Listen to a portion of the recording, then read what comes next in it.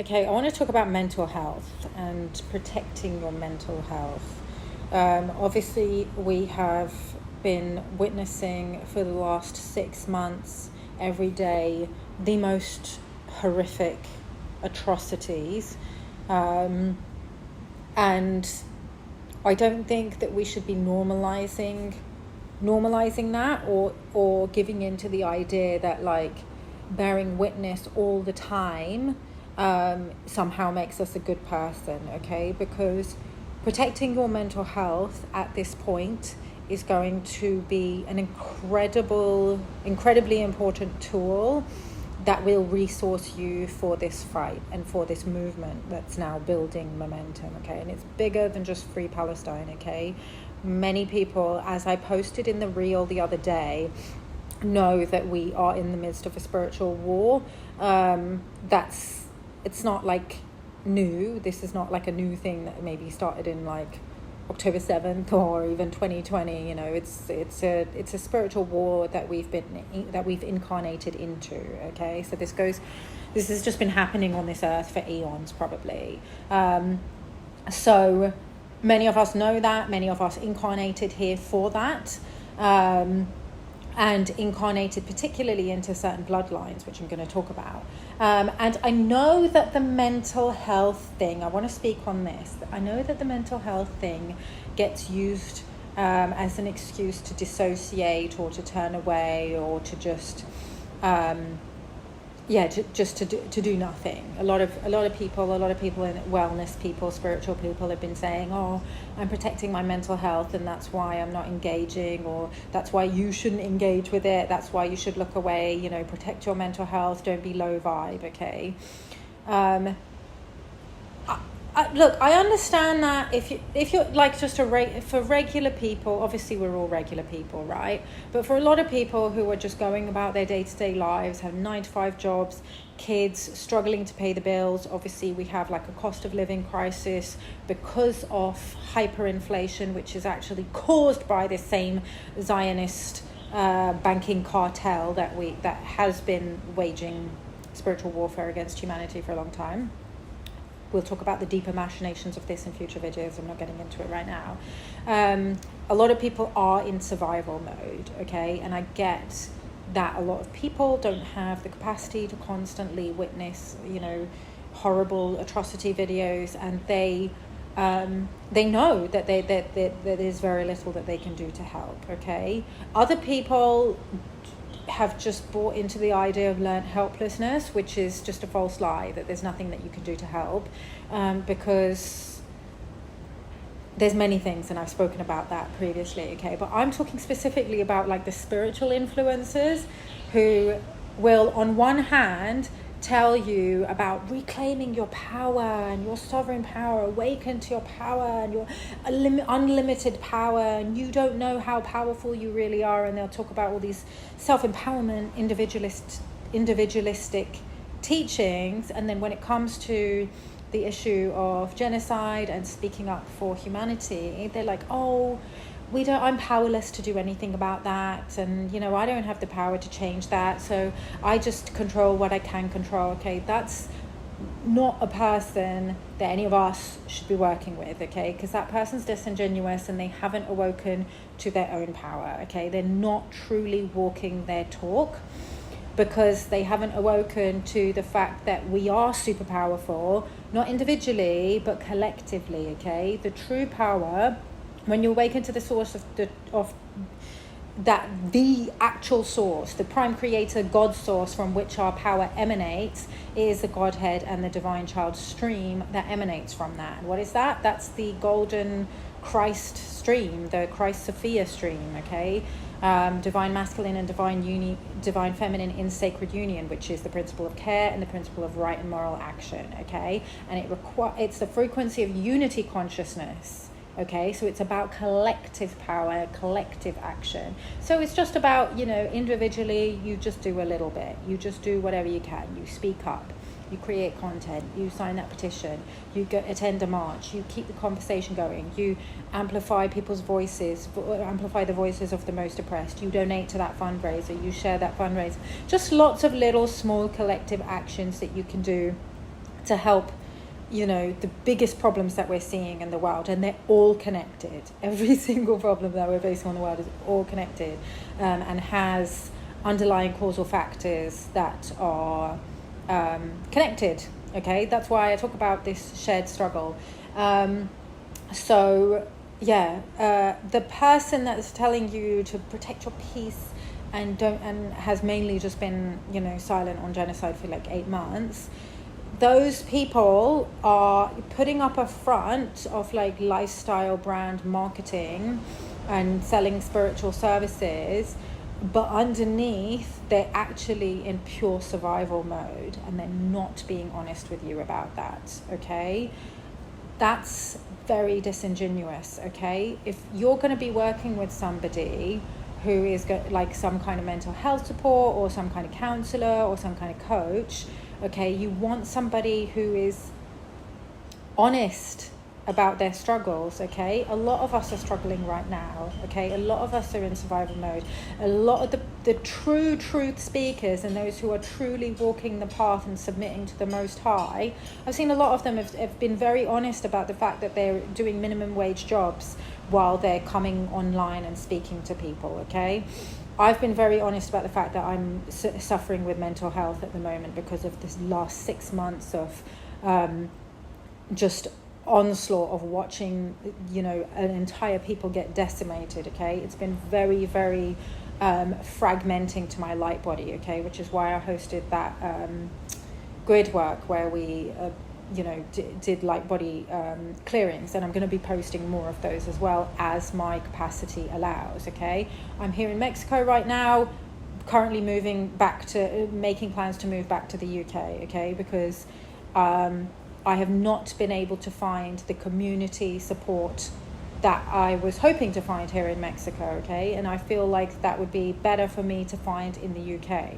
Okay, so you need to find somebody who gets it, okay, who understands. Okay, when people say like I'm the wrong person to talk about this because I don't know about those things, well, they're not understanding the macro levels of the spiritual war that we're in. Okay, they might talk about like emotional regulation and emotional healing, or they might talk about balancing your divine masculine and your divine feminine so that you can have this divine union, but they're only understanding it on a micro level, and because they haven't understood it on a macro level, the codes that they're teaching are faulty and incomplete. And this is not to shame them. Okay, we're all on our journey, we're all learning more and more all the time. Okay, so I'm just speaking to a segment of the population that has been particularly affected by witnessing genocide.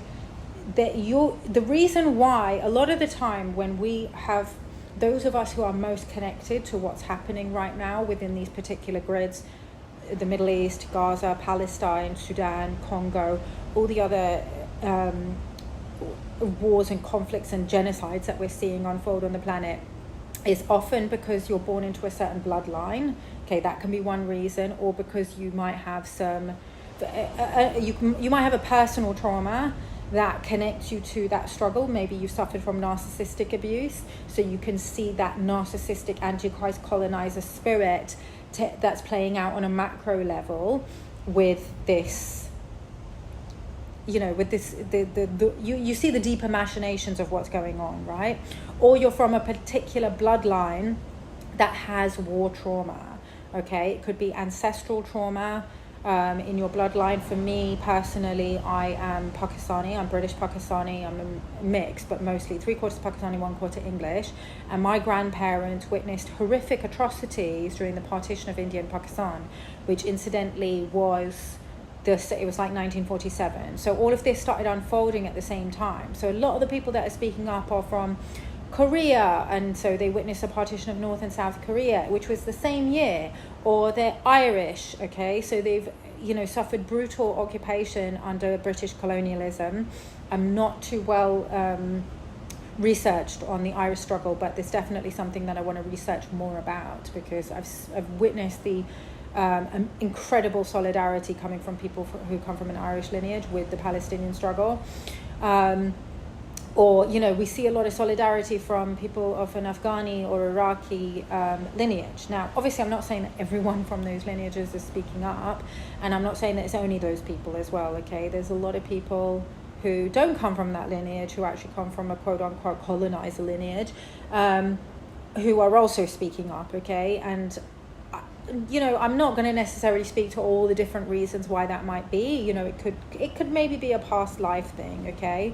But for those of us that have witnessed this collective trauma, it's important that you speak to somebody if you're seeking mental health support for the trauma that we've all been undergoing, that you seek mental health support from somebody who gets it, okay? And that's somebody that has chosen to use their platform to speak up about it because they get it, okay? Because what is going to happen otherwise, the people that are saying, I'm not the right person to speak about this, I speak about mental health, but they're not going to speak about this because they don't understand whatever, because they're not connected to it, they haven't bothered to educate themselves about it, they don't get it, okay? They have a colonized mindset, okay? So what they're going to do is they're going to pathologize you, and they're going to treat you like you're this traumatized person that needs fixing by them because they're less traumatized, okay? They haven't moved through those layers of trauma to understand the why, okay? And there is a very real reason why you have been through what you've been through, whether it's just your lineage, the bloodline trauma from maybe your ancestors, you know, maybe your ancestors experienced enslavement. And so, you know, you carry that miasma, which miasma is a word for ancestral trauma. And in the field, it appears as like a black goo type of energy. Yeah, hang on. What was I going to say? I lost it.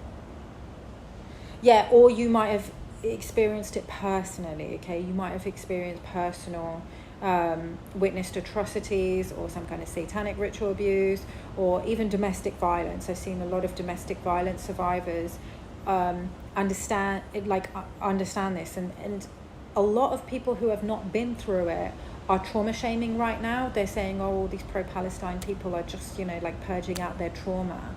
And like, that's okay, they have a point, they absolutely have a point, okay?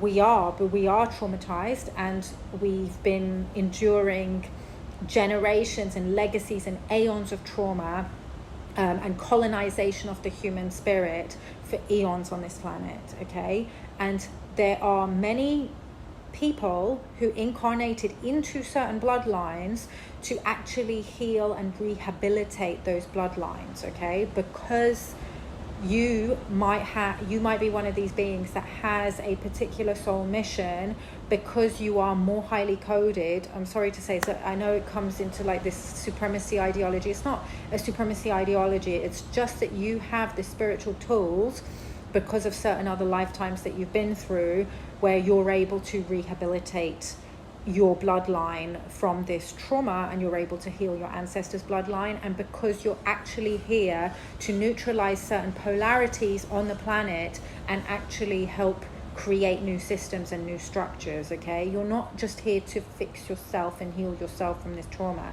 which is what people that have not decolonized their mindset and who don't get it and who are not speaking about it because they don't get it, don't understand, okay? They're gonna treat you like you're beneath them. They're gonna pity you, and they're not gonna have the right tools to actually help you awaken to your mission here, okay? Because many of you are actually here to be system disruptors.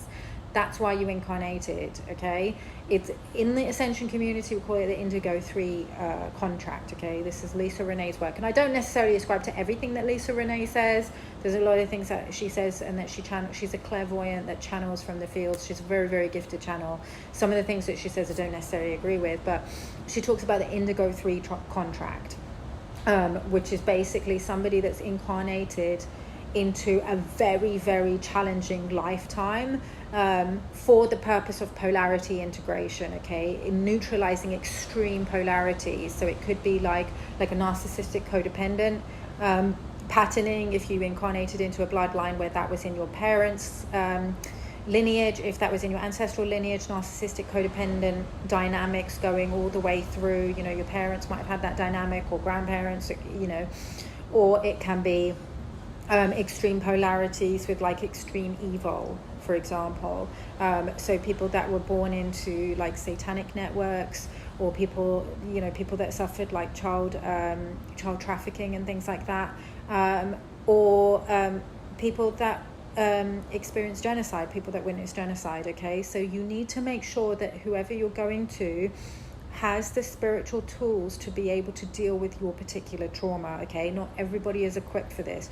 I haven't personally experienced a genocide or survived a genocide, so I might not be that person. Okay, but I have had to clear generations of ancestral trauma from my grandparents witnessing very fucked up, very severe atrocities. If anybody has researched the partition of India and Pakistan, there were some horrific atrocities that were perpetrated between Muslims and Hindus and Sikhs, and other sectarian violence that happened when India and Pakistan were divided. And that was, you know, the colonial forces did that for a very specific reason. Okay, they did that to keep on colonizing the human spirit and control over certain planetary grids and control over certain planetary resources. So yeah, it was very, very deliberate. So yeah, that's what I have to say about that. And yeah, just taking mental health breaks. Okay, guys, you don't have to you don't have to bear witness to every single thing. Okay, like I know sometimes we feel, especially if we have been through a lot of personal trauma ourselves, that we can handle it, that we're strong enough to handle it, and then only afterwards do you notice the after effects, that your light body is very fragmented, you're suffering mental health, you're suffering depression, you're suffering anxiety. So if you need to take some breaks, you know, start going to the gym, start bringing in those healthy daily habits, because you will need to be resourced for this struggle that we're in, for this movement, you know, for your mission, whatever it is that you're here to do. And it is different for everybody. Everybody has got a unique mission. This is gonna take some time. Okay, so like if you've been kind of glued to the screen for the last 8 months, like witnessing every little single thing, you know, I maybe call some of your energy back and get some clarity on like the bigger picture and what your role is in this. Okay, I love you all, and yeah, like reach out or ask me any questions if you need any support, or as always, I'm available for sessions as well, so you can inquire about those. And I will see you in the next video. Peace out.